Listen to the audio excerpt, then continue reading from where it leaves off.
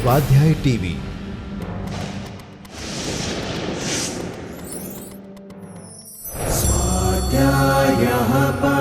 Doctor Baba Saheb Ambedkar open university.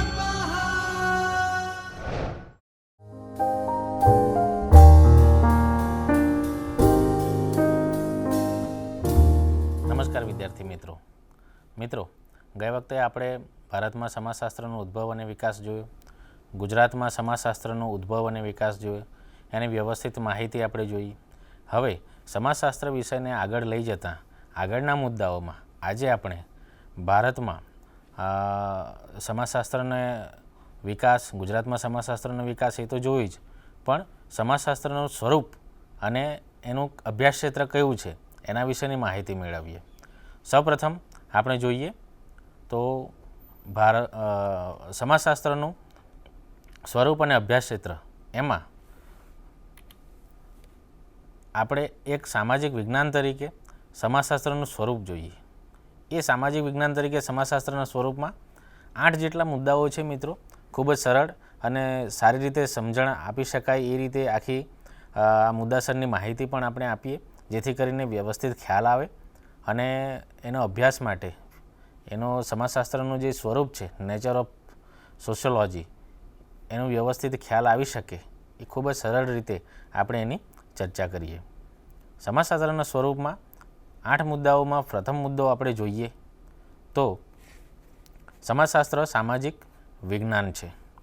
મિત્રો, સામાજિક વિજ્ઞાન, સમાજશાસ્ત્ર એક સામાજિક વિજ્ઞાન છે એવું જોઈએ તો સામાજિક વિજ્ઞાનનો જે શબ્દ છે આપણે તમે જોયું હશે કે સમાજશાસ્ત્રનો ઉદ્ભવ અને વિકાસના આગળના મુદ્દાઓમાં વ્યવસ્થિત આપણે માહિતી લીધી કે ભાઈ સમાજશાસ્ત્ર કઈ રીતે આગળ વધ્યું, કઈ રીતે એનો શાસ્ત્રીય ઢબે એનો વિકાસ થયો અને એક પદ્ધતિસરનું સામાજિક વિજ્ઞાન છે એની પ્રસ્થાપિત ભૂમિકા ઓગસ્ટ કોન્તે આપી.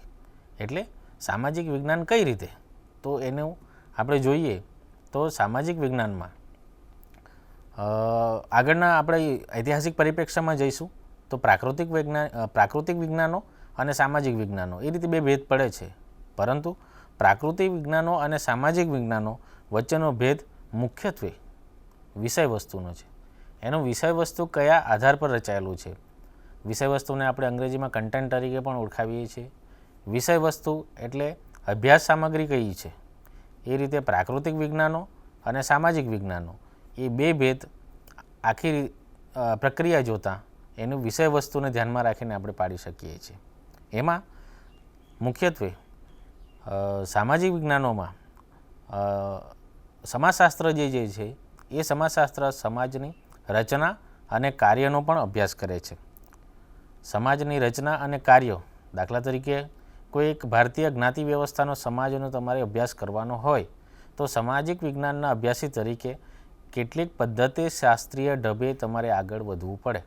એમાં સામાજિક વિજ્ઞાનોમાં સમાજશાસ્ત્રીય ઢબમાં મુખ્યત્વે કોઈક જ્ઞાતિ અથવા તો જાતિ, શિડ્યુલ કાસ્ટની જાતિઓ હોય કે પછી અનુસૂચિત જનજાતિ એટલે કે આદિવાસી સમુદાયનો અભ્યાસ કરવાનો હોય તો એ સમાજનો અભ્યાસ કરવા માટે સામાજિક વિજ્ઞાનના અભ્યાસુ તરીકે સમાજશાસ્ત્રીયની વૈજ્ઞાનિક પદ્ધતિને આગળ ધપાવી એની કેટલીક પ્રક્રિયાઓ, એની પદ્ધતિઓ, એના તબક્કાઓ, એ તબક્કાવાર જઈને એનું તારણ અને વ્યવસ્થિત રજૂઆત સાથેનું આખું આપણે ડ્રાફ્ટિંગ કરીએ અને એક આખો રિપોર્ટ કે અહેવાલ બનાવીએ, સંશોધન અહેવાલ, અને એના અનુસંધાને પગથિયારૂપ સામાજિક વૈજ્ઞાનિક પદ્ધતિને ઉપયોગ કરીને આગળ લઈ જઈ એનો અભ્યાસ કરીને વ્યવસ્થિત જે તે સમાજનો અભ્યાસ કરી શકીએ તો એક આખું સામાજિક રચના, એનું કાર્યકારણનો સંબંધ, એ બધાનો આખી ખ્યાલ આપણને આવી શકે. ઉપરાંત કોઈક જૂથનો અભ્યાસ કરવાનો હોય. બીજું, સામાજિક સંસ્થાઓનો પણ અભ્યાસ કરે છે. એટલે કે સામાજિક વિજ્ઞાન તો સમાજશાસ્ત્ર તો છે જ, પણ એનું કારણ છે સામાજિક સંસ્થાઓ. હવે મિત્રો આપણને એ ખ્યાલ આવશે કે સામાજિક સંસ્થાઓ કઈ તો આપણે જ્ઞાતિને એક સામાજિક સંસ્થા તરીકે જોઈશું, લગ્ન સંસ્થાને પણ એક સામાજિક સંસ્થા તરીકે જોઈશું, રાજ્યને પણ એક સામાજિક સંસ્થા તરીકે જોઈશું, શિક્ષણ સંસ્થાને પણ આપણે સામાજિક સંસ્થા તરીકે જોઈશું. ઉપરાંત આ બધી જે સંસ્થાઓ છે એ સંસ્થાઓનું પોતાનું અલગ એક આખું માળખું છે, સામાજિક બંધારણ હોય છે અને એના અનુસંધાને એક આખી સંસ્થામાં પરિવર્તિત થયેલી હોય છે.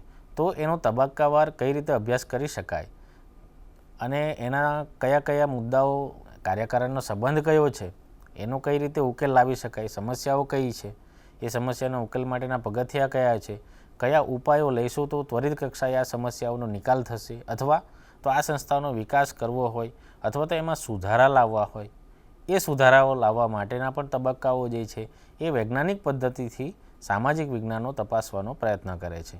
એ જ રીતે સમાજશાસ્ત્ર પણ સામાજિક વિજ્ઞાન છે. તો સામાજિક વિજ્ઞાન તરીકે સમાજશાસ્ત્ર આ બધી સંસ્થાઓનો પણ વ્યવસ્થિત અભ્યાસ કરે છે અને તેથી જ સમાજશાસ્ત્ર એક સામાજિક વિજ્ઞાન છે. બીજો મુદ્દો જોઈએ મિત્રો, તો એમાં સમાજશાસ્ત્ર હકીકતલક્ષી વિજ્ઞાન છે. સમાજશાસ્ત્ર હકીકતલક્ષી વિજ્ઞાન એટલે છે કે એ આદર્શલક્ષી તો નથી, પરંતુ સમાજમાં રહેલી સંસ્થાઓ, જ્ઞાતિ, એના પાયાના એકમો અથવા તો સમાજ શું છે, સમાજ કેવો છે, એ પ્રકારનો વ્યવસ્થિત અભ્યાસ કરે છે. એક સમાજશાસ્ત્ર જે છે એ બીજા વિજ્ઞાનોની જેમ કેવો હોવો જોઈએ અથવા તો કયા પ્રકારનું એમાં પરિવર્તન લાવવું જોઈએ, કયા પ્રકારના સુધારાઓ હોવા જોઈએ અથવા તો કયા પ્રકારની નીતિઓનો અમલ કરવો જોઈએ કોઈ પણ જૂથ, સંસ્થાઓ કે પછી કોઈ પણ સમાજ હોય કે મંડળ હોય, એની માર્ગદર્શન આપતું નથી, પરંતુ સામાજિક વિજ્ઞાનની એક પદ્ધતિઓના એક ભાગરૂપે સમાજશાસ્ત્રની પણ એક પોતાની વૈજ્ઞાનિક પદ્ધતિ છે. એ વૈજ્ઞાનિક પદ્ધતિના અનુસંધાને સમાજશાસ્ત્ર આખો અભ્યાસ કરીને સમાજ કેવો છે એ બતાવવાનો પ્રયત્ન કરે છે. કેવો હોવો જોઈએ એનું માર્ગદર્શન આપતું નથી.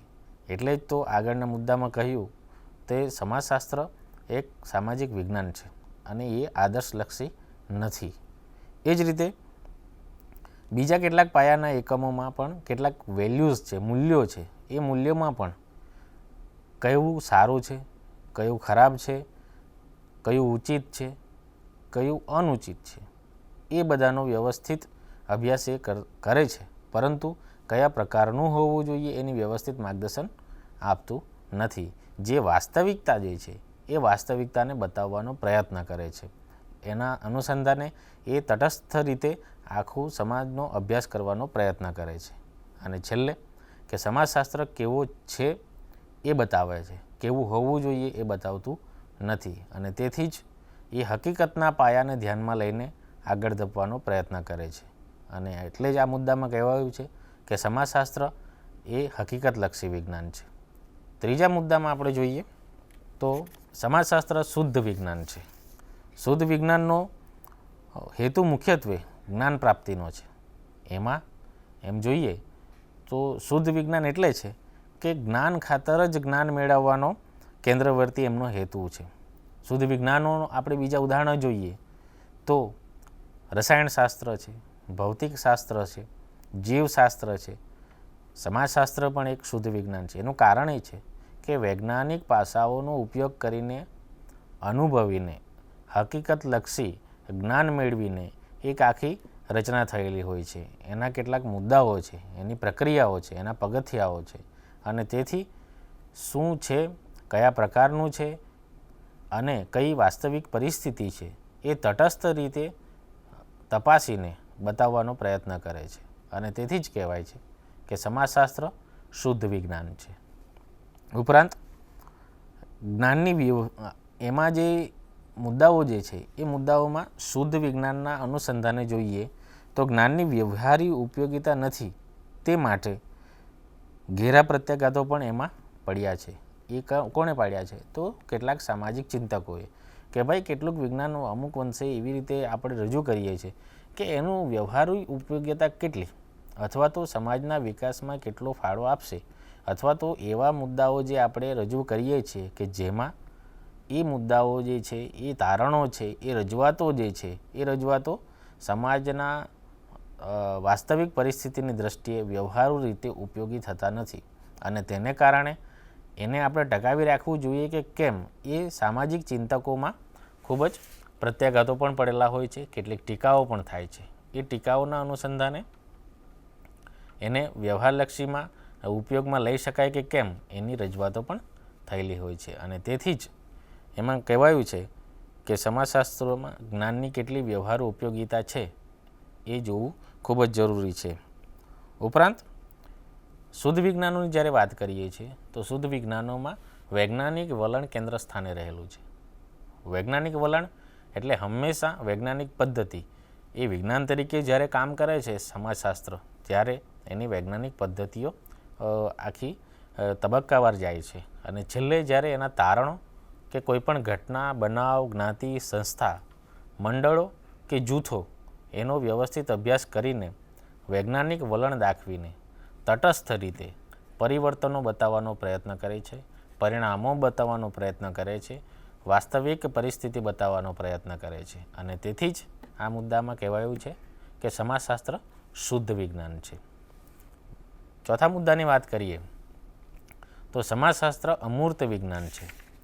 હવે મિત્રો, આ અમૂર્ત વિજ્ઞાન જે શબ્દ છે એ કદાચ નવો લાગતો હશે આપણને, પણ એમાં પણ બે પ્રકારો પડે છે. એક તો કે સમાજશાસ્ત્ર અમૂર્ત વિજ્ઞાન છે, એમાં મૂર્ત વિજ્ઞાન અને અમૂર્ત વિજ્ઞાન એ બે રીતે પ્રકારો પાડી શકાય. મૂર્ત વિજ્ઞાનમાં મુખ્યત્વે જે સંસ્થાઓ અથવા તો જેને રચના આપણે નરી આંખે જોઈ શકીએ છીએ એને આપણે મૂર્ત વિજ્ઞાન કહી શકીએ. બીજું અમૂર્ત વિજ્ઞાનમાં એમ કહેવાયું છે કે જે નરી આંખે આપણે જોઈ શકતા નથી તેને આપણે અને એના પાછળ વિજ્ઞાન રચાયેલું છે, એના પાછળ કેટલાક સિદ્ધાંતો કામ કરે છે, એના પાછળ પ્રક્રિયાઓ કામ કરે છે, એને આપણે અમૂર્ત વિજ્ઞાન તરીકે ઓળખાવી શકીએ.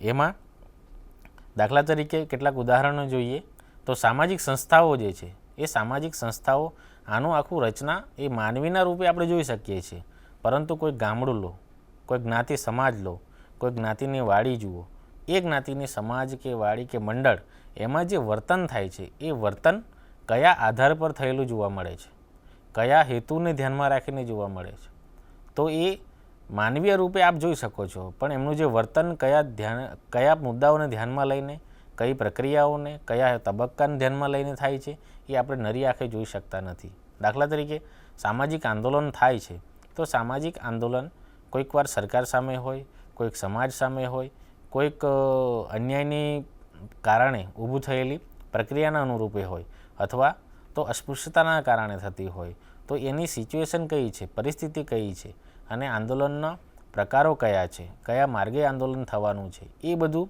માનવીય વર્તનના રૂપમાં જોઈ શકશો. પરંતુ કઈ પરિસ્થિતિ ઉદ્ભવશે અથવા તો એના ઉદ્ભવવાના કારણો કયા એ નરી આંખે જોઈ શકાય નથી. પરંતુ જ્યારે પરિણામો આવે છે ત્યારે આપણે જોઈએ છીએ કે ભાઈ આ રીતે પરિણામો આવ્યા છે જે સમાજ માટે ઘાતક છે, વિઘાતક છે એવું પણ કહીએ છીએ આપણે. આમ સામાજિક સંબંધો, સામાજિક પ્રક્રિયાઓ, સામાજિક ક્રિયાઓનો મુદ્દો આવનારા આપણે વ્યાખ્યાનોમાં વ્યવસ્થિત જોઈશું, પરંતુ માનવીની સામાજિક ક્રિયા અને સામાજિક આંતરક્રિયાઓ એ કયા આધાર પર થાય છે એ આપણે સમાજશાસ્ત્રી મેક્સ વેબરના સામાજિક ક્રિયાના સિદ્ધાંતમાં આપણે વ્યવસ્થિત જોવાના છે. પરંતુ એ ક્રિયાઓ જે છે એના પાછળનું વર્તન છે એ વર્તનને આપણે નરી આંખે જોઈ શકતા નથી, પરંતુ માનવીય અભિવ્યક્તિના રૂપમાં આપણે જોઈ શકીએ છીએ. આમ આ મુદ્દામાં આપણે મૂર્ત સ્વરૂપ અને અમૂર્ત સ્વરૂપમાં આપણે અમૂર્ત વિજ્ઞાન જે છે એ વિજ્ઞાનને આપણે નરી આંખે જોઈ શકતા નથી. દાખલા તરીકે ધર્મની બાબતમાં જ્યારે માનવી એકદમ આધ્યાત્મિક થઈને પોતાની પ્રાર્થના કરે, એ પ્રાર્થનાઓ પોતાની માનસિક ચૈતસિક અવસ્થાઓને ધ્યાનમાં રાખીને એના જે ઈષ્ટદેવ હોય અથવા તો પોતાના ધર્મ સમુદાયના જે એમને ભગવાન માન્યા હોય તો એને ધ્યાનમાં રાખીને એ પોતાની આત્મીય ઈચ્છાઓ જે છે, મનની ઈચ્છાઓ છે, મનના વલણો જે છે એમની ધ્યાન અવસ્થામાં અથવા તો શાબ્દિક રૂપે પણ એ રજૂ કરવાનો પ્રયત્ન કરે છે. પરંતુ એમની આધ્યાત્મિક આખી પરિસ્થિતિ જે છે એ ભગવાન સાથેનું જોડાણ અથવા તો ઈષ્ટદેવ સાથેનું જોડાણ છે. એ ઈષ્ટદેવ સાથેના જોડાણની મનની અવસ્થાઓ એ પોતાના અંતરમાં રાખીને પ્રાર્થના કરે છે. તો એ વર્તનને આપણે જોઈ શકતા નથી, પરંતુ એની બેઠક વ્યવસ્થા કેવી છે, એની ધ્યાન અવસ્થા કેવી છે, એ બધું આપણે નરી આંખે જોઈ શકીએ છીએ. આમ અમૂર્ત વિજ્ઞાનની અંદર આપણે નરી આંખે જોઈ શકતા નથી. આમ સમાજશાસ્ત્ર અમૂર્ત વિજ્ઞાન છે. એનું કારણ માનવીના વર્તન સાથે, ક્રિયાઓ સાથે, આંતરક્રિયાઓ સાથે અને સામાજિક સંસ્થાઓના રચના અને કાર્ય સાથે જોડાયેલું છે. બીજા મુદ્દાની વાત કરીએ આપણે તો એમાં સમાજશાસ્ત્ર સામાન્યીકરણ કરતું વિજ્ઞાન છે. સમાજશાસ્ત્ર સામાન્યીકરણ કરતું વિજ્ઞાન છે એ ક્યારે કહી શકશે કે ભાઈ સમાજશાસ્ત્ર જ્યારે કોઈક સમસ્યાનો અભ્યાસ કરતો હોય તો એ સમસ્યાના અભ્યાસમાં એ સામાન્યીકરણ એટલે કે એના તારણો જે છે એ તારણો કઈ રીતે લાવવા, અથવા તો જ્યારે કોઈક સમસ્યાનો અભ્યાસ કરે, ઉપકલ્પના બનાવે, કોઈક મંડળ, જૂથ, સામાજિક આંદોલનની આખી પ્રક્રિયાઓ અથવા તો સામાજિક પ્રક્રિયાઓ, તો આગળના સમાજશાસ્ત્રીઓ આપણે જોઈએ કે ભાઈ સમાજશાસ્ત્રના સ્થાપનારા સમાજશાસ્ત્રીઓ કયા છે, તો એ લોકો પોતાની વૈજ્ઞાનિક પદ્ધતિ દ્વારા કેટલાક સમુદાયનો ઇતિહાસનો, નવજાગૃતિઓનો સમયગાળો તપાસીને આખી મુદ્દાસર રજૂઆત લાવીને નવી પ્રવર્તમાન પ્રક્રિયાઓ કઈ થઈ રહી છે એ પ્રવર્તમાન પ્રક્રિયાઓને આગળ લઈ જઈને એ સામાન્યીકરણ કરીને વૈજ્ઞાનિક તબક્કાઓ દ્વારા તપાસીને, ઐતિહાસિક તબક્કાઓ દ્વારા તપાસીને એ પોતાની વૈજ્ઞાનિક સૈદ્ધાંતિક પરિપ્રેક્ષ્યમાં લઈને સિદ્ધાંત સ્થાપવાનો પ્રયત્ન કરે છે. એટલે સમાજશાસ્ત્ર પણ સામાન્યીકરણ કરતું વિજ્ઞાન છે. આમ સમાજશાસ્ત્ર સામાન્યીકરણ કરતું વિજ્ઞાન તો છે જ, પણ કેમ, તો એની વ્યવસ્થિત આપણે માહિતી જોઈશું. તો સમાજશાસ્ત્ર માનવ સમાજની સાર્વત્રિક પ્રક્રિયાઓ, કુટુંબ, શિક્ષણ, ધર્મ જેવી સાર્વત્રિક સામાજિક સંસ્થાઓ પ્રક્રિયાઓ માટે સાર્વત્રિક એકમોનો અભ્યાસ કરે છે. હવે કુટુંબનો અભ્યાસ કરવો હોય, હવે કોમન આપણને લાગે કે ભાઈ કુટુંબનો કઈ રીતે અભ્યાસ કરી શકાય, પરંતુ આપણે ગયા વ્યાખ્યાનમાં ચર્ચા કરી હતી કે ભાઈ સંયુક્ત કુટુંબ અને વિભક્ત કુટુંબ એ રીતે બે પ્રકારો પડે છે. એ જ રીતે યુરોપિયન દેશો કે ભાઈ ઉત્તર અમેરિકા કે દક્ષિણ લેટિન અમેરિકાના દેશોની વાત કરીએ તો એમાં ભારતીય પરિપ્રેક્ષ્યમાં તો જ્ઞાતિ છે જ, પરંતુ બીજા દેશોની વાત કરીએ તો એમાં જ્ઞાતિ નથી, પરંતુ વર્ગો રચાયેલા હોય છે. એટલે જ એ વર્ગોનો અભ્યાસ કરવાનો હોય તો મૂડીવાદી પરિપ્રેક્ષ્યને ધ્યાનમાં રાખીને કરવાનો કે સમાજવાદી પરિપ્રેક્ષ્યને ધ્યાનમાં રાખીને કરવાનો, તો સામ્યવાદી વિચારસરણી પણ એમાં કેટલી બધી હાવી છે, અથવા તો લોકશાહી પ્રક્રિયામાં જ્ઞાતિ તો છે જ ભારતને ધ્યાનમાં રાખીએ, પરંતુ મૂડીવાદીઓ પણ કેટલીક વખત આપણે ભારતમાં ઊભા થયેલા છે જે જ્ઞાતિ સમુદાયમાંથી જ આવે છે. એટલે જ્ઞાતિમાં સ્તર રચના પણ છે, વર્ગ રચના પણ છે. એટલે જ કાર્લ માર્ક્સને જ્યારે આપ વાંચો ત્યારે આપણને ખ્યાલ આવે કે વર્ગ આધારિત રચના, પછી છેલ્લે એમણે જે કહ્યું છે કે ભાઈ વર્ગવિહીન સમાજ રચનાની જે વાત આવે છે ત્યારે મૂડીપતિ વર્ગનો અસ્ત થાય છે અને મજૂર વર્ગનો ઉદય થાય છે. એ ક્રાંતિના અનુસંધાને જ્યારે એનો વ્યવસ્થિત અભ્યાસ કરાય ત્યારે કેટલીક વખત આજની પરિસ્થિતિમાં મૂડીવાદ, સામ્યવાદ, સમાજવાદી વિચારસરણી કે લોકશાહી વિચારસરણી એમાં પણ ફેરફારો થવાની સંભાવનાઓ છે, પરંતુ સમાજશાસ્ત્રીય ઢબે જ્યારે એનો વૈજ્ઞાનિક અભ્યાસ કરવાનો થાય તો કેટલાક તારણો જુદા પણ નીવડી શકે જે ઇતિહાસમાં ન નીકળ્યા હોય. તો એના અનુસંધાને સમાજશાસ્ત્ર એ વૈજ્ઞાનિક પદ્ધતિનો ઉપયોગ કરીને સામાન્યીકરણ કરીને સિદ્ધાંત સ્થાપવાનો પ્રયત્ન કરે છે. એટલે જ કહેવાય છે કે સમાજશાસ્ત્ર સામાન્યીકરણ કરતું વિજ્ઞાન છે. એ જ રીતે બીજા મુદ્દાની આપણે વાત કરીએ તો સમાજશાસ્ત્ર બુદ્ધિગમ્ય અને અનુભવલક્ષી વિજ્ઞાન છે. એમ કહેવાય છે કે ભાઈ બુદ્ધિલક્ષી અને અનુભવલક્ષી, એનું કારણ એ છે કે ભાઈ તટસ્થતા અને વાસ્તવિકતા એ બે મુદ્દાને ખૂબ જ ધ્યાનમાં રાખે છે.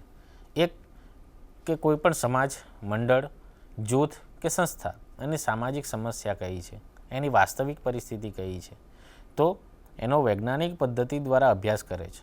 વૈજ્ઞાનિક પદ્ધતિ દ્વારા એટલે જ અભ્યાસ કરે છે કે ભાઈ એની વાસ્તવિક પરિસ્થિતિને ધ્યાનમાં રાખીને સામાજિક બંધારણોમાં કઈ રીતે ફેરફાર લાવે છે, કઈ મુશ્કેલી સર્જાય છે, કઈ સમસ્યાઓ સર્જાય છે, અથવા તો આકસ્મિક પરિણામો કયા આવે છે, એ પરિણામો પાછળના કયા કયા તબક્કાઓ રહેલા છે, તો એને માપીને વૈજ્ઞાનિક પદ્ધતિથી તપાસીને અને વાસ્તવિક પરિસ્થિતિ શું છે, આગળ આપણે કહ્યું કે સમાજશાસ્ત્ર કેવું હોવું જોઈએ એનું માર્ગદર્શન આપતું નથી, પરંતુ કેવું છે એની વાસ્તવિક પરિસ્થિતિને રજૂ કરવાનો પ્રયત્ન કરે છે. એટલે વાસ્તવિકતા અને તટસ્થતા. તટસ્થતા એટલે કે ભાઈ સમાજશાસ્ત્રી જ્યારે પોતે સમાજનો અભ્યાસ કરે છે પણ વ્યક્તિ એ સમાજથી પર નથી, એ જ રીતે સમાજશાસ્ત્ર પણ સમાજથી પર નથી, સમાજશાસ્ત્રી પણ સમાજથી પર નથી, અને એને કારણે કેટલીક વાર આત્મલક્ષીપણું તો ન આવી જાય ને, એની પણ વ્યક્તિગત રીતે પોતે કાળજી રાખીને જે તે પરિણામો ચકાસવાનો પ્રયત્ન કરે છે વૈજ્ઞાનિક પદ્ધતિ દ્વારા. અને તેથી જ એ તટસ્થ રીતે હોય તો જ એની આધારભૂત માહિતી સારી આવી છે એમ કહી શકાય. એટલે જ સમાજશાસ્ત્રમાં વાસ્તવિકતા અને તટસ્થતા એ મુદ્દાને ખૂબ જ ધ્યાનમાં રાખીને વૈજ્ઞાનિક પદ્ધતિથી તપાસવાનો પ્રયત્ન થાય છે. ઉપરાંત એમાં કઈ રીતે પ્રયોગો કરવા જોઈએ અથવા તો એની માહિતી કઈ રીતે આવે અથવા તો માહિતી લેવાની પ્રક્રિયાઓ કઈ, તો સામાજિક સંશોધનની પદ્ધતિઓ આપણે જ્યારે વાંચીશું ત્યારે ખબર પડશે કે ભાઈ એમાં મુલાકાત આવે, પ્રશ્નાવલી આવે. મુલાકાત, પ્રશ્નાવલી, ઉપકલ્પનાઓ, માહિતી એકત્રીકરણની પ્રક્રિયાઓ, સીધા ક્ષેત્રમાં જવું, અભ્યાસ ક્ષેત્રમાં જવું, પોતાના વિષય ક્ષેત્રમાં જવું અને ત્યાંથી પ્રાથમિક માહિતી લેવી. એ જ રીતે ગૌણ માહિતી લેવી. ગૌણ માહિતીમાં પણ કઈ કઈ લેવી, તો એમાં કેટલીક વખત કોઈક વ્યક્તિ વિશેષ તરીકે આપણે અભ્યાસ કરતા હોય, કોઈક વ્યક્તિના જીવન કાર્યનો અભ્યાસ કરતા હોય તો એની ડાયરી, આત્મકથાઓ, એના વિશે લખાયેલા છાપાઓના સમાચારો, લાઇબ્રેરીમાં સંગ્રહિત એમના જીવન વિશેની કેટલીક પુસ્તિકાઓ કોઈક લેખકો દ્વારા લખાયા હોય, તો એ બધી જ માહિતીનો વ્યવસ્થિત અભ્યાસ કરી એકત્રીકરણ કરીને એક ડ્રાફ્ટિંગ રિપોર્ટ તરીકે આપણે આગળ રજૂ કરીએ તો કયા કયા તબક્કાઓ, પ્રશ્નાવલીનો ઉપયોગ કર્યો, અનુસૂચિનો ઉપયોગ કર્યો કે ક્ષેત્ર કાર્યનો ઉપયોગ કર્યો, એને ધ્યાનમાં રાખીને આખી માહિતી એકઠી કરવામાં આવે છે. અને તેથી જ એ સમાજશાસ્ત્ર જે છે એ બુદ્ધિગમ્ય પાયાના અનુસંધાને અનુભવીને એ અનુભવલક્ષી વિજ્ઞાન એટલે કહેવાય છે કે આ બધી બાબતોને ધ્યાનમાં રાખે છે. બીજા મુદ્દાની વાત કરીએ તો સમાજશાસ્ત્ર સામાન્ય વિજ્ઞાન છે. હવે આગળ આપણે જોયું તેમ સામાન્યકરણ કરતું વિજ્ઞાન છે. એ જ રીતે સમાજશાસ્ત્ર પણ સામાન્ય વિજ્ઞાન છે. એનું કારણ એ છે કે સામાન્ય વિજ્ઞાન હોવા છતાં પણ તેમાં શ્રમ વિભાજન થયેલું જોવા મળે છે. જેમ કે કુટુંબનું સમાજશાસ્ત્ર, ધર્મનું સમાજશાસ્ત્ર, શિક્ષણનું સમાજશાસ્ત્ર, આ બધું હવે નવા નવા વિજ્ઞાનો પણ વિકસતા જાય છે. એ વિજ્ઞાનોમાં મુખ્યત્વે જોઈએ તો કુટુંબનો સમાજશાસ્ત્રનો આખો સિદ્ધાંતિક પરિપ્રેક્ષણ ધ્યાનમાં લેવું હોય તો કેટલાક સમાજશાસ્ત્રીઓ આઈપી દેસાઈ જે થિયરી આપી છે, સિદ્ધાંતો, એને ધ્યાનમાં રાખીને આગળ ધપે છે. શિક્ષણનું સમાજશાસ્ત્ર, અત્યારે વિશ્વમાં સૌથી મોટો સળગતો પ્રશ્ન હોય કે ઉચ્ચ શિક્ષણને કઈ રીતે આગળ લઈ જવું, પ્રાઇમરી એજ્યુકેશનનો બેઝ કેવા પ્રકારનો હોવો જોઈએ. ભારતીય શિક્ષણ પ્રણાલીની જ્યારે વાત કરીએ ત્યારે કેટલા બધા કમિશનો આવ્યા હોય કે રિપોર્ટ આવ્યા હોય. યુનાઇટેડ નેશન્સે પોતાનો ડેલોસ રિપોર્ટ જ્યારે આપ્યો કે ભાઈ 21મી સદીનું શિક્ષણ કેવું હોવું જોઈએ, એમાં પણ સરવાળે જે કંઈ પણ રિપોર્ટ્સ આવે છે એમાં મુખ્યત્વે માનવીની સ્કિલને ધ્યાનમાં રાખીને કામ કરવામાં આવે છે. અથવા તો જે કંઈ પણ શિક્ષણ આપવામાં આવશે એના દ્વારા માનવી પોતાની બેકારીની અવસ્થામાં જ ન રહી જાય, પરંતુ પોતાના જીવન જરૂરિયાતને જરૂરી થાય એટલું ઉપાર્જન તો લેશે જ, એટલી આવડત તો હોવી જ જોઈએ. એને ધ્યાનમાં રાખીને કેટલાક રિપોર્ટ્સ તો થયા જ. આમ શિક્ષણની આખી પ્રક્રિયા કેવી છે, એના પાસાઓ કયા છે, 21મી સદીનું શિક્ષણ કેવું છે, ટેકનોલોજી એનેબલ શિક્ષણ કેવું છે, ઇન્ફોર્મેશન ટેકનોલોજીથી જ આપણે પહોંચી વળશું કે કેમ, અથવા તો ભારતીય પરિપ્રેક્ષ્યમાં કયા પ્રકારનો સમાજ એવો છે કે જે ટેકનોલોજીને હજુ સ્વીકારી શકતો નથી, તો એ ટેકનોલોજીને નથી સ્વીકારી તો એના સુધી પહોંચવું કઈ રીતે. દાખલા તરીકે દૂરવર્તી શિક્ષણ પદ્ધતિની જ્યારે વાત કરીએ ત્યારે અમુક એવા એરિયા હોય કે જ્યાં ટેકનોલોજી પહોંચી ન શકે, તો માનવીય જ ત્યાં અથવા તો જે એક્સપર્ટ હોય એ એક્સપર્ટો જ ત્યાં જઈને પહોંચી જાય અને સીધો બુનિયાદી પાયા પર જ શિક્ષણ કાર્ય કરવાનું થાય. દાખલા તરીકે આપણે સોક્રેટિસનું ઉદાહરણ લઈએ તો સોક્રેટિસનું ઉદાહરણ જે હતું એ જ્યારે પણ પોતાનું વિચારો અથવા તો વિચારોને આપલે કરે ત્યારે એના શિષ્યોને અથવા તો એ ગામમાં કે કુટુંબમાં ફરવા નીકળે ત્યારે ઓટલા પર બેસી જઈને આરામથી શિક્ષણ આપતો. રાજ્ય કેવું છે, રાજ્યએ શું કરવું જોઈએ, રાજ્યની અત્યારની પ્રણાલી કઈ છે, રાજ્યની અત્યારની અવસ્થા કઈ છે, સમાજની અવસ્થા કઈ છે, એ બધું મુદ્દાઓની વિચારસરણી એમણે ઓટલા પર જઈને આપી અને એને કારણે જ એમણે આખું એક બુદ્ધિગમ્ય આધાર પર ગ્રીસને એક ચેતનવંતું બનાવ્યું હતું. આમ દૂરવર્તી શિક્ષણ પદ્ધતિ હોય કે બીજી કોઈ પણ શિક્ષણ પદ્ધતિ હોય, કન્વેન્શનલ એજ્યુકેશનલ હોય, તો એ સિસ્ટમમાં પણ કયા કયા પરિણામો છે. પ્રવેશને લગતી પદ્ધતિઓ જે છે એ પ્રવેશને લગતી પદ્ધતિઓમાં પણ વારે વારે કોઈક વાર આખી વસ્તુલક્ષી પરિસ્થિતિમાં ફેરફારો આવવાની સંભાવના હોય છે. અને કેટલીક વાર શૈક્ષણિક સંસ્થાઓ પણ શિક્ષણ આપવામાં નિષ્ફળ જાય તો કઈ રીતે સર્જાય આખી પરિસ્થિતિ. તો આ બધા તબક્કાઓને વૈજ્ઞાનિક આધારો લઈને સમાજશાસ્ત્ર આગળ લઈ જાય છે. આમ સમાજશાસ્ત્ર જે છે એ સામાન્યીકરણ કરતું વિજ્ઞાન છે અને બીજું સામાન્ય વિજ્ઞાન પણ છે. એક બીજો મુદ્દો છે, એમાં 8મો મુદ્દા તરીકે આપણે જોઈ લઈશું તો સમાજશાસ્ત્ર સંચયાત્મક વિજ્ઞાન છે. એટલે કે ટીપે ટીપે સરોવર ભરાય એ રીતની આખી પરિસ્થિતિ આવે છે. ટીપે ટીપે સરોવર ભરાય એ પરિસ્થિતિમાં શું છે કે સમાજશાસ્ત્રમાં વિવિધ જે વિજ્ઞાનો જે છે એ વિજ્ઞાનોનો આખો સમૂહ જ્યારે રચાય છે, એ સમૂહમાં સમાજની અવસ્થા, આખા ઐતિહાસિક પરિપ્રેક્ષ્યને ધ્યાનમાં રાખીને કઈ કઈ અવસ્થાઓ થઈ અથવા તો આવનારી અવસ્થાઓ કઈ હશે અથવા તો કયા પ્રકારનું વિજ્ઞાન વિકસવાનું છે, એ ધીમે ધીમે બુદ્ધિગમ્ય, અનુભવી, સામાન્યીકરણ કરીને સામાન્ય વિજ્ઞાન બનીને આખું પોતાના વિજ્ઞાનને સમાવવાનો પ્રયત્ન કરે છે. નવું ને નવું તેમાં કંઈક ને કંઈક આવતું જ જાય છે અને એને કારણે એ પોતાના જ્ઞાનનો સંચય કરતું રહે છે. અને તેથી જ કહેવાયું છે સમાજશાસ્ત્રના એક સ્વરૂપ તરીકે કે ભાઈ સમાજશાસ્ત્ર સામાજિક વિજ્ઞાન તો છે જ, એને અનુસંધાને સંચયાત્મક વિજ્ઞાન પણ છે. તો આ હતું મિત્રો સમાજશાસ્ત્રનું સ્વરૂપ, ધ નેચર ઓફ સોશિયોલોજી. હવે આપણે જોઈએ તો એનું વિષય ક્ષેત્ર અથવા તો અભ્યાસ ક્ષેત્ર કયું છે. એ અભ્યાસ ક્ષેત્રના 3 મુદ્દાઓ છે, એની આપણે ચર્ચા કરીએ.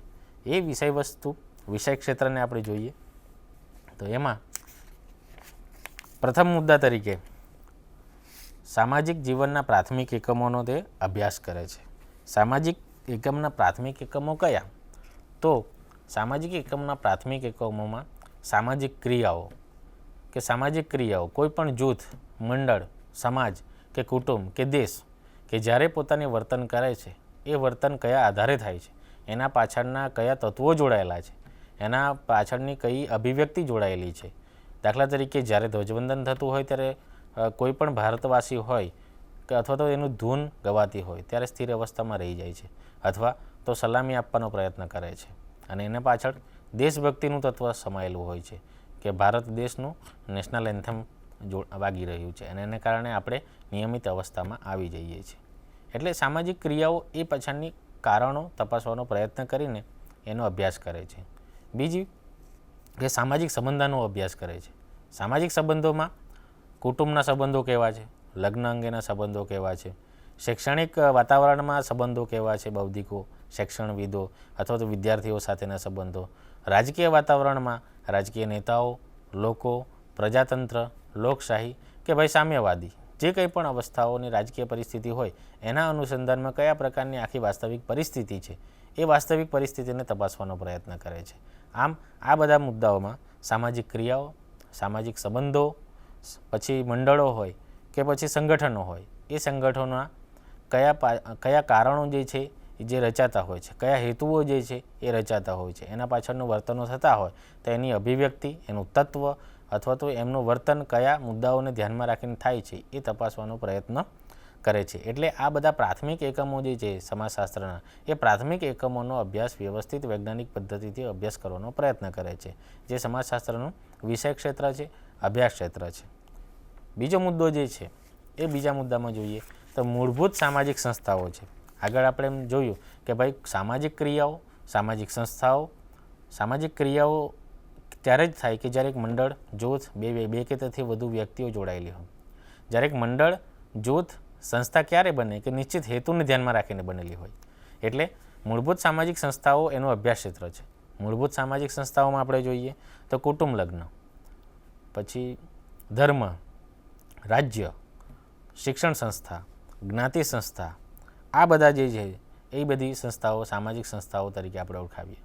લગ્ન સંસ્થા, કુટુંબ સંસ્થા. લગ્નમાં સમાજ અંગેના રિવાજો, લગ્ન અંગેના રિવાજો, એ રિવાજો પાછળની જે તે સમાજની આકાંક્ષાઓ, અપેક્ષાઓ, ભારતીય સમાજ વ્યવસ્થામાં જ્ઞાતિ આધારિત લગ્નો, એમાં પણ વિવિધ ભ્રાતૃકીય બહુપતિ લગ્ન, અભ્રાતૃકીય બહુપતિ લગ્ન ઉપરાંત જે કંઈ ટોડા, કોટા, ખાસા, એ બધા આદિવાસી સમાજો છે એમાં પણ કેટલીક વખત માતૃસત્તાક અને પિતૃસત્તાક એ બધા લગ્નો જે છે એ લગ્નો કયા પાયા પર રચાયેલા છે, એના પાછળનો હેતુ કયો છે, એની વ્યવસ્થિત અભ્યાસ કરીને તારણો લાવવાનો પ્રયત્ન કરે છે. એટલે આનો શિક્ષણ સંસ્થા હોય કે લગ્ન સંસ્થા. પછી રાજ્ય સંસ્થાની જ્યારે વાત કરીએ તો રાજ્ય સંસ્થામાં લોકશાહી એટલે શું?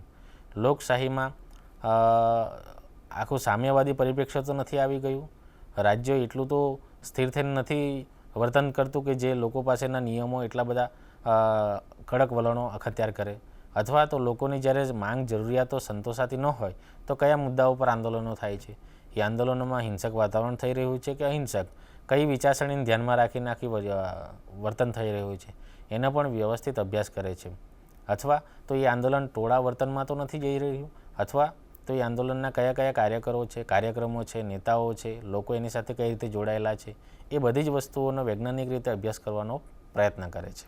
આમ આ બધી મૂળભૂત સામાજિક સંસ્થાઓ જે છે એ મૂળભૂત સામાજિક સંસ્થામાં કુટુંબ, લગ્ન, ધર્મ, જ્ઞાતિ, શિક્ષણ, રાજ્ય આ બધી સંસ્થાઓને વ્યવસ્થિત વૈજ્ઞાનિક રીતે અભ્યાસ કરવાનો પ્રયત્ન કરે છે. ત્રીજા મુદ્દામાં આપણે વિચારીએ તો ત્રીજા મુદ્દામાં મૂળભૂત સામાજિક પ્રક્રિયાઓ. એમાં મૂળભૂત સામાજિક પ્રક્રિયાઓમાં સામાજિક સ્તર રચના એટલે કે મેં આગળ વાત કરી તેમ મિત્રો કે ભાઈ જ્ઞાતિ વ્યવસ્થાને તમારે સમજવું હોય તો doctor M N. Srinivas, doctor professor G.S. ધુરીએ એ જ્ઞાતિના આખા સિદ્ધાંતો સ્થાપેલા છે. પ્રભાવી જ્ઞાતિ, સંસ્કૃતાઇઝેશન, બ્રાહ્મણીકરણનો આખો ખ્યાલ જે છે એ બધી વ્યવસ્થિત અભ્યાસ કરીને જ્ઞાતિના પછાતપણાના માપદંડો પણ એમણે આપ્યા છે ડૉક્ટર આઈ.પી. દેસાઈએ. તો એ કયા આધારે આપવામાં આવે છે? ભારતીય સમાજમાં જ્ઞાતિનું પછાતપણું એટલે શું, પ્રભાવીપણું એટલે શું, બ્રાહ્મણીકરણ, સંસ્કૃતાઇઝેશન આ બધા શબ્દો કઈ રીતે ઉદ્ભવ્યા, એનું આખું સૈદ્ધાંતિક પરિપ્રેક્ષ્ય કઈ રીતે ડૉક્ટર G.S. ધુરીએ લીધું, તો એનો વ્યવસ્થિત અભ્યાસ કરવાનો હોય તો એની સામાજિક સ્તરરચનાનો પણ અભ્યાસ કરવો પડે. બીજું છે સહકારની આખી પ્રક્રિયા જે છે એ સહકારની પ્રક્રિયામાં કેટલાક કોઓપરેટિવ જૂથો હોય છે. ભારતીય પરિપ્રેક્ષ્યમાં કોઓપરેટિવ કોન્સેપ્ટને ખૂબ જ મહત્ત્વ એટલે આપવામાં આવે છે. પાર્ટિસિપેટરી કોન્સેપ્ટને ધ્યાનમાં રાખીને આપણે જ્યારે પણ વિકાસનો આખો મુદ્દો આવે છે એ મુદ્દામાં પબ્લિક ભાગીદારી કેટલી છે, લોકોની ભાગીદારી કેટલી છે, સરકાર કેટલો સપોર્ટ કરશે, અથવા તો આ યોજનાનું સફળ કઈ રીતે થઈ તો લોકોની સૌથી વધુ સહભાગીતા હોય તો જ આને સફળતા કહી શકાય એવા પણ મુદ્દાઓ હોય. નિષ્ફળતા થયા હોય તો લોકોનું સહભાગીપણું ના પણ આવ્યું હોય તો આ બધા મુદ્દાઓનો પણ વ્યવસ્થિત અભ્યાસ કરે છે. બીજું સમાયોજનની જ્યારે વાત કરે છે કે જ્ઞાતિના પછાતપણાની જ્યારે આખી વાત આવે છે તો જ્ઞાતિના પછાતપણાની માપદંડને ધ્યાનમાં રાખીને કઈ કઈ જ્ઞાતિઓ પછાત રહી જવા પામી છે, કયા મુદ્દાઓ છે, શૈક્ષણિક રીતે, આર્થિક રીતે, રાજકીય રીતે કયા માપદંડો ધ્યાનમાં લેવા, એનો વ્યવસ્થિત મુદ્દાઓની આખી એક વૈજ્ઞાનિક પરિપ્રેક્ષ્ય રજૂ કરીને અભ્યાસ કરવાનો પ્રયત્ન કરે છે. પછી જે તે સરકાર લેવલે, રાજ્ય કક્ષાએ કે પછી પંચ લેવલે એના રિપોર્ટ્સ રજૂ કરવામાં આવે છે. આમ સમાયોજનની બાબતમાં પછાતપણાનો માપદંડ હોય, વિકાસનો માપદંડ હોય કે શિક્ષણનો માપદંડ હોય તો એને ધ્યાનમાં રાખીને આખો પ્રયત્ન કરવામાં આવે છે, જેનો વ્યવસ્થિત અભ્યાસ થાય છે, જે સમાજશાસ્ત્ર કરે છે. બીજું છે વૈજ્ઞાનિક પૃથક્કરણ. વૈજ્ઞાનિક પૃથક્કરણ એટલે કરે છે કે ભાઈ એનો તબક્કાવાર એના પરિણામો કયા છે, કયા કાર્યકારણનો સંબંધો છે અને એ કાર્યકારના સંબંધને કારણે કયા પરિણામો આવ્યા છે એ બતાવવાનો પ્રયત્ન કરીને મૂળભૂત સામાજિક પ્રક્રિયાઓનો વ્યવસ્થિત રીતે વૈજ્ઞાનિક રીતે અભ્યાસ કરીને બતાવવાનો પ્રયત્ન કરે છે. આમ આ જે ત્રણ મુદ્દાઓ જે જોયા છે એના સિવાયના પણ કેટલાક અભ્યાસ ક્ષેત્રો, વિષય ક્ષેત્રો જે છે, પણ બેઝિક માહિતીની જાણકારી માટે આટલું પૂરતું છે એમ લાગે છે. પાછળથી વ્યવસ્થિત રીતે આપણે જોઈશું આવનારા વ્યાખ્યાનોમાં. ત્યાં સુધી આ તૈયારીના ભાગરૂપે સમાજશાસ્ત્રનું સ્વરૂપ અને સમાજશાસ્ત્રનો અભ્યાસ ક્ષેત્ર એનો આપણે આજે ખ્યાલ મેળવીએ, જે જરૂર ઉપયોગી થશે. આમ આ એક વ્યાખ્યાન આટલું પૂરતું રાખીએ. ત્યાં સુધી રજા આપો. स्वाध्यायः परमं तपः।